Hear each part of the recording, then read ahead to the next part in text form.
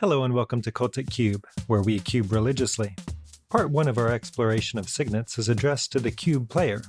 Some people have a hard time evaluating how highly they should pick Signets, how other mana rocks stack up against them, and what sort of decks want them. This video sets out to answer these questions. Part 2 of this video series will advise cube curators of the benefits and pitfalls of including Signets in their environments. But this first one is for you, drafter.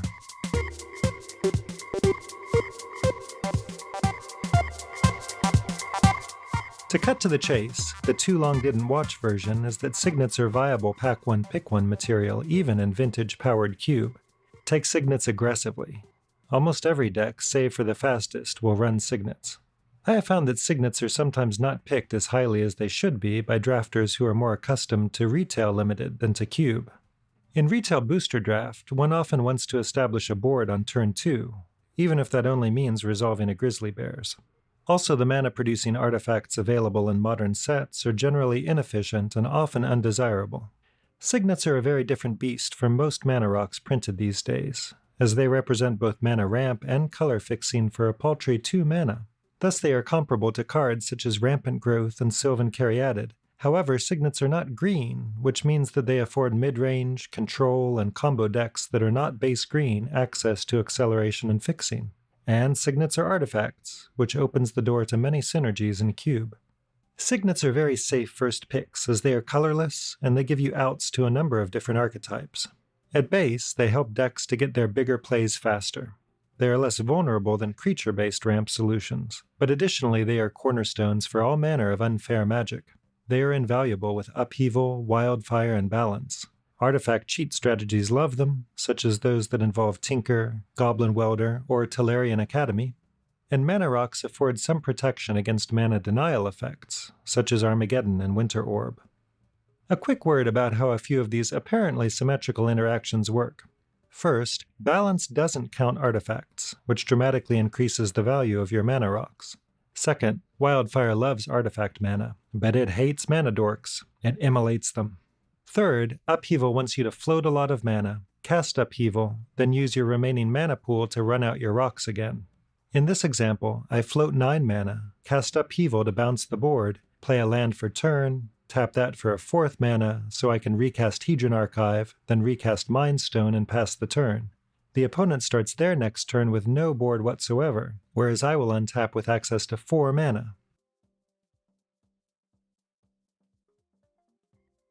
Signets provide a powerful enough effect that most decks that are not low-curve aggro will want them. Usually you will be happy to play Signets that are only half on color. Some decks that especially value the ramp, are trying to build to a big upheaval, or particularly care about artifact count, will run Signets entirely off color as effective Mind Stones. 2 CMC mana acceleration is simply good, and in cube, one can often eschew developing a threat on turn 2 in order to set up bigger plays in the future. 3 mana acceleration is much less desirable, such that in many cube environments, I would not recommend putting any of the Manolith variants in your deck. To the extent that you want 3 CMC artifact or enchantment-based acceleration, it needs to return at least 2 mana for your investment. There are creature-based versions as well, though these are generally too fragile for my taste. And I'm not as excited as some people about Cultivate unless I'm in some 5-color special. The Signets, then, are inexpensive, non-committal, powerful, and flexible cards. They are fine first picks, even in vintage powered cube. Here is a rough breakdown of cards that I would take before a Signet at vintage or legacy power level. Note that at lower power levels, the Signets typically rise still higher in the pick order. Over Signets, I would take actual and figurative power, the most broken cheat effects, certain unique or hyper-efficient effects, tier 0 value cards, and finally any fetch land, and some of the ABUR true dual lands. It may look as if that's a broad swath of cards I would take over a Signet, and perhaps it is. But notice that I put 0 creatures and only 1 planeswalker in this rarefied group. Not all Signets are equally valuable early picks. I rate the blue Signets most highly, as blue decks are likely to be controlling, to want to generate a lot of mana, and to be relatively bad at doing so without support from rocks. Izzet Signet is my MVP, as many cubes have strong artifact support in blue-red, plus these colors unlock Upheaval and Wildfire. Simic Signet is less valuable than its blue brethren, as green can supply still better ramp, and the archetype often likes creatures in play. Don't sleep on Boros Signet, as that color combination gives one outs to both Wildfire and Balance. My vote for the worst Signet is Selesnya, as its color pair has access to green ramp and fixing, and green-white decks rarely find ways of synergizing with mana rocks. I have been discussing Signets exclusively, but if you are drafting a cube that runs talismans, these are still higher picks. A talisman can be used as soon as it is played, unlike a Signet that is played on curve. That is, you can play a turn 2 Talisman of Progress into Ponder, but a turn 2 Azorius Signet with no other mana sources cannot be activated. Sadly, only the allied colored talismans have been printed to date, so do not pass up an Izzet Signet hoping for a blue-red talisman. Speaking more broadly still, all of the 2-mana rocks are extremely valuable, even those that have some restrictions, such as producing only colorless mana or entering tapped.